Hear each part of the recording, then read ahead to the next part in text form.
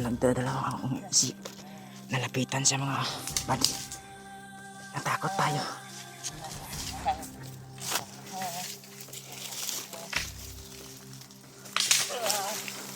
Nakakatakot yung ano niya. Yung galaw niya.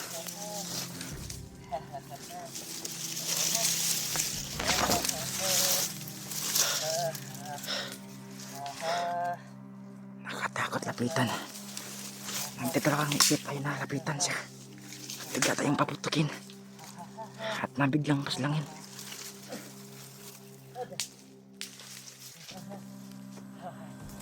Nakakatakot. Parang iba na siya. Parang baliw na yata to. Tingnan mo yung sulupin. Ba't niya ginaganon? Ako po. Anong nangyari sa taon ko? Takot ako biglang lapitin.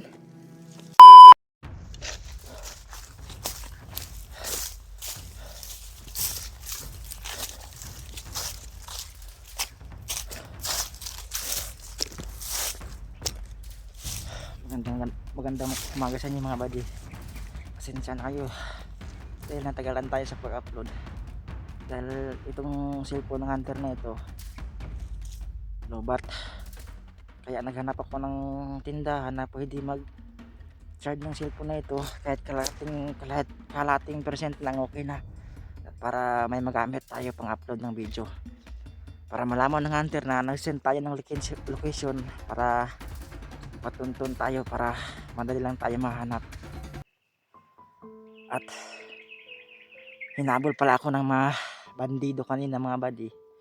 Kaya pinabutihan ko na makatakas at makalayo sa kanila.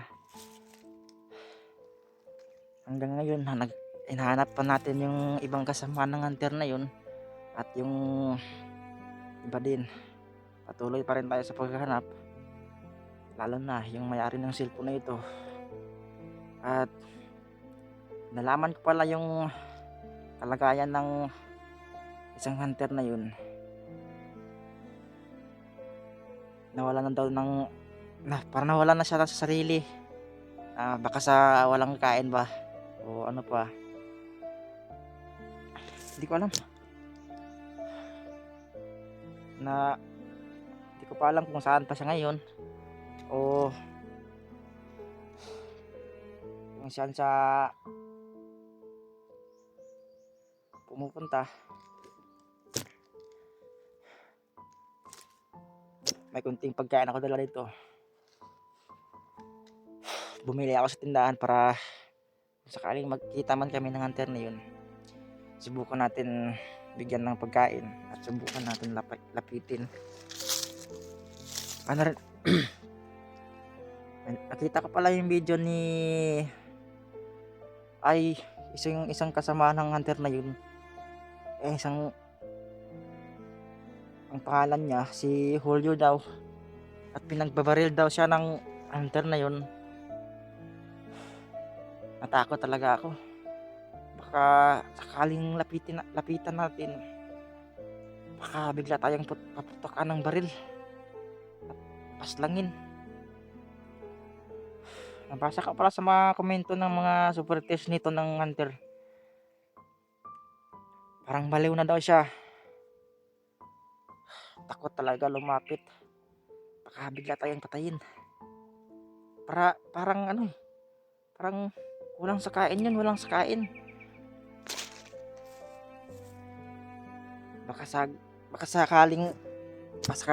sa gutom lang yun, dahil natuma na siya dahil sa paghanap ng cellphone niya. Kawawa naman yung tao na yun, baka nalipasan ng oras sa walang kain, kaya pinapasokan ng hangin ng utak niya dahil sa walang kakain na kain.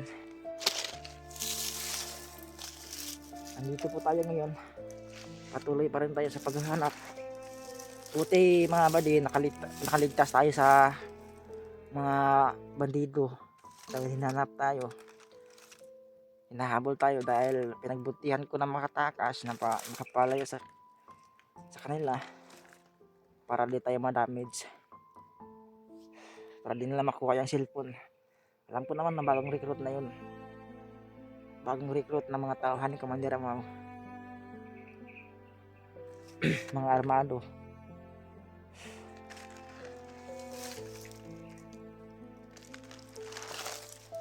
May kunting pala akong pagkain na dala dito, kunti lang, kunti.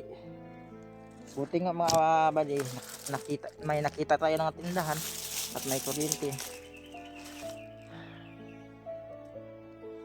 at napag-charge tayo dahil lubat na yung cellphone. Kaya kalahating percent na lang na charge natin dahil nagmamadali tayo para hindi tayo matuntun ng bandido, para at hindi tayo masundan.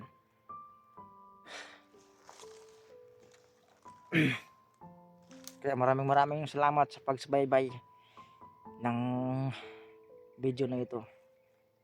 Hindi kayo tumitigil sa pagsubaybay. Maraming salamat sa tulong nyo dahil sinabayan nyo ako na paghanap ng hunter na yun. Nagdadalawang isip tayo na lapitan siya, kaya baka bigla tayong paputukan, wala tayong pang sagang. Buti nga kain tayo ng konti-konti lang, bumabalik yung lakas natin. Pasensya na kayo dahil natagalan tayo sa pag-upload. Sobrang hirap talaga mamuhay dito, lalo na marami kang kalaban na iba yung kuori.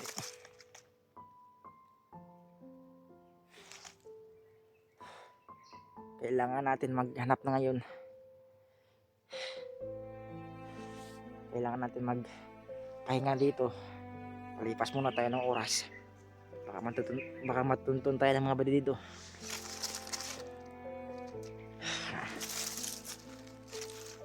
I-upload natin yung video na ito dahil para makita ng ibang kasamahan niya na hunter. Nandito tayo sa bundok, nag-send tayo ng location para matuntun tayo nila at sama tayo sa kanila para hanapin yung hunter.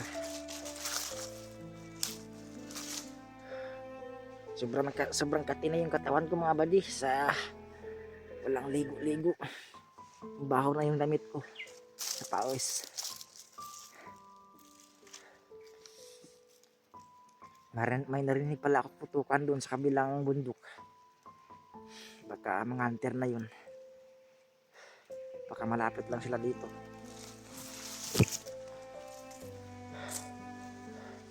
Dito tayo mga buddy, makatakas tayo. Kaya maraming salamat sa Panginoon dahil naligtas tayo sa kapahamakan. Hindi tayo pinabayaan dahil mahal tayo ng Diyos. May ingay doon sa kabilang bundok mga buddy. Baka mga bandido ba yun o hunter? Baka lumapit na sila dito. Hindi tayo magkumpiyansa. Baka mga bandido yun. Baka sakaling lapitan natin at pagbabarilan tayo.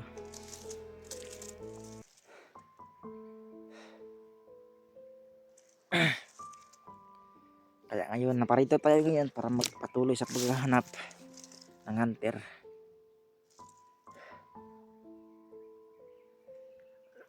Hindi ko pa alam kung nangyari sa pamilya ko. Dahil wala tayo pang contact ng cellphone sa kanila, na dapat kung mayroon tayong cellphone na madaliin natin pagkontakin na lumayo muna. Dahil binabantaan kayo ng commander na patayin. Okay lang sana kung may cellphone tayo na pwedeng update sa kanila para mapalayo sa pamak.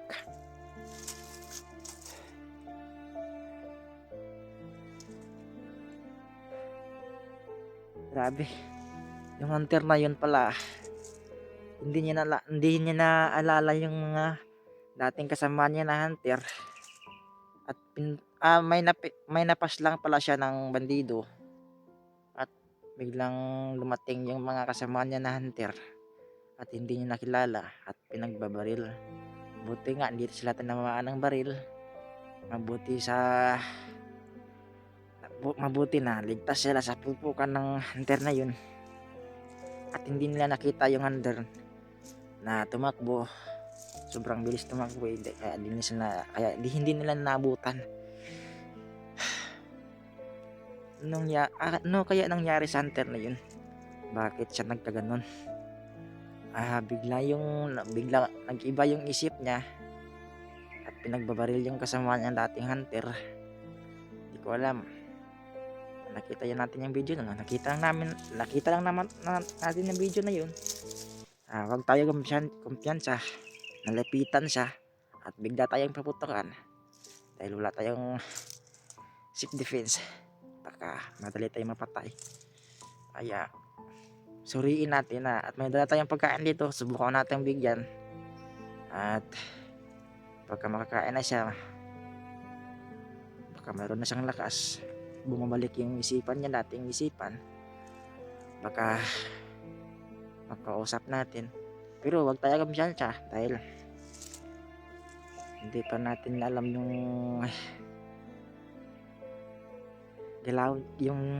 galaw niya.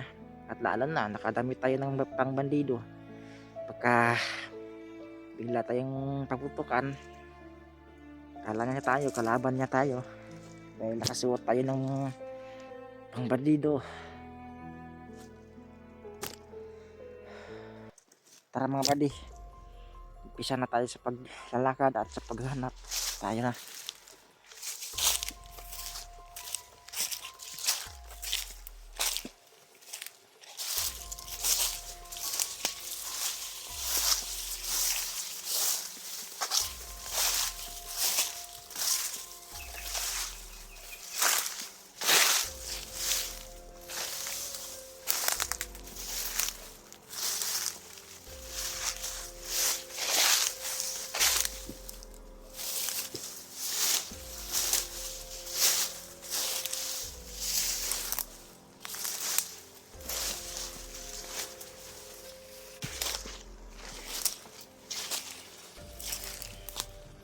Tayo kumpiyansa, baka may mga bandido na umaaligid sa atin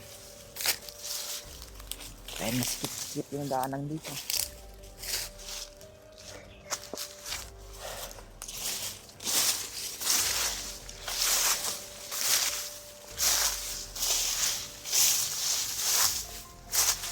Dahan-dahan tayo sa paglalakad, baka may maapakan tayo na inmine, alignment, bigla tayo masabukan.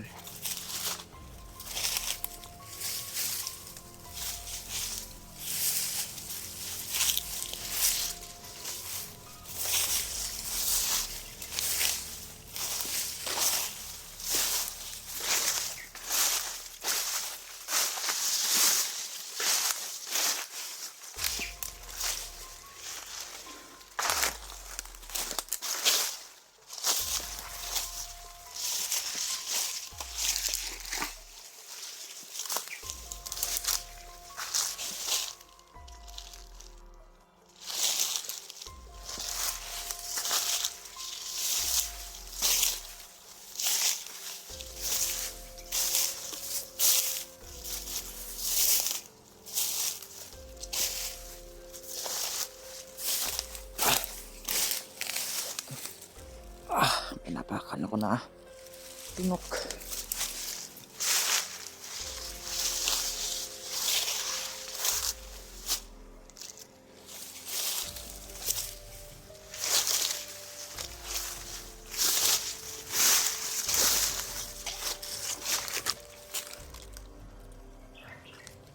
Sobrang init ngayon.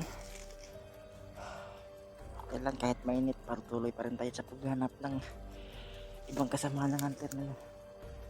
Sana magkita na kami para madali namin makita yung hunter na yung kasama yung may-ari ng cellphone na ito. Patuloy pa rin tayo sa paghanap.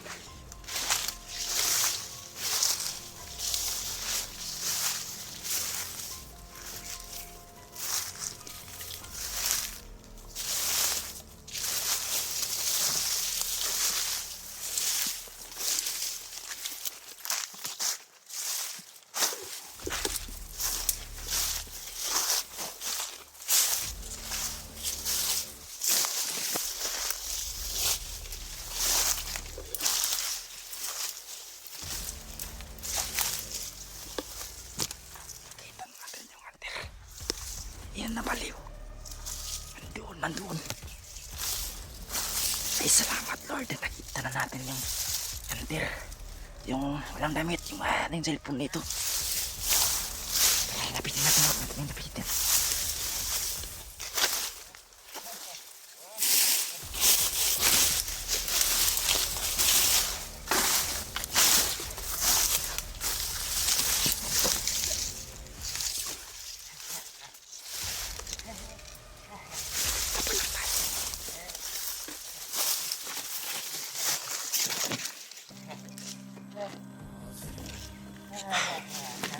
Nagdadalawang akong isip.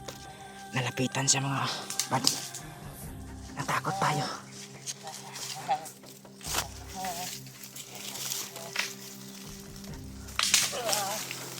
Nakakatakot yung ano niya. Yung galaw niya.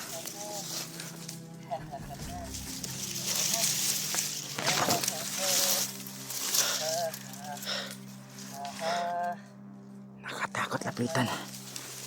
Nagdadalawang isip tayo nakapitan siya. Bigla tayong paputukin. At nabiglang kaslangin.